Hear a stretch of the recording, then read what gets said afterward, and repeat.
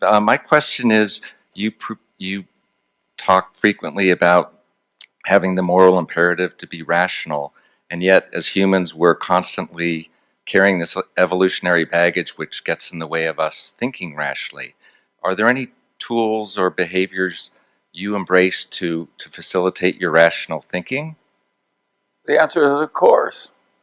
I hardly do anything else. And one of my favorite tricks is the inversion process.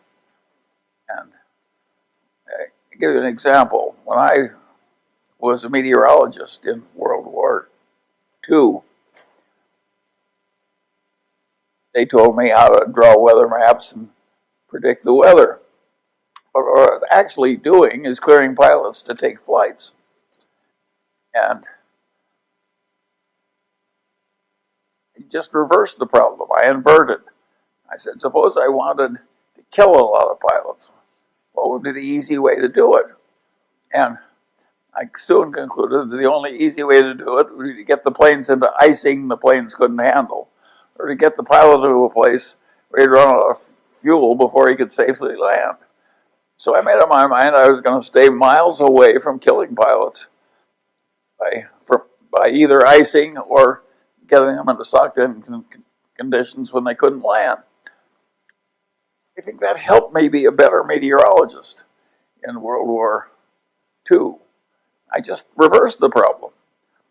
And if somebody hired me to fix India, I would immediately say, what could I do if I really wanted to hurt India? And I'd figure out all the things that could most easily hurt India, and then I'd figure out how to avoid them. Now, you'd say it's the same thing, it's just in reverse. But it works better to frequently to invert the problem. If you're a meteorologist, it really helps if you really know how to avoid something, which is the only thing that's going to kill your pilots. And if you can help India best if you understand what will really hurt India the easiest and worst. Algebra works the same way. Every great algebraist inverts all the time because the problems are solved easier. Human beings should do the same thing in the ordinary walks of life. Just constantly avert. You don't think of what you want, you think what you want to avoid.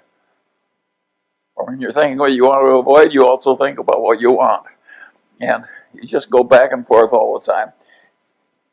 Peter Kaufman, who's here today, he likes the idea that you want to know how the world looks from the top looking down, and you want to know what it looks like from the bottom looking up. If you don't have both points of view, your reality recognition is lousy. Peter's right. And inversion is the same thing. Just such a simple trick to think, how does this look from the people above me? How does it look from the people beneath me? How can I hurt these people I'm trying to help? All these things help you think it through.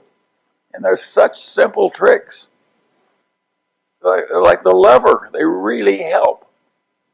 And yet, our great educational systems give advanced degrees. They don't teach people these simple tricks.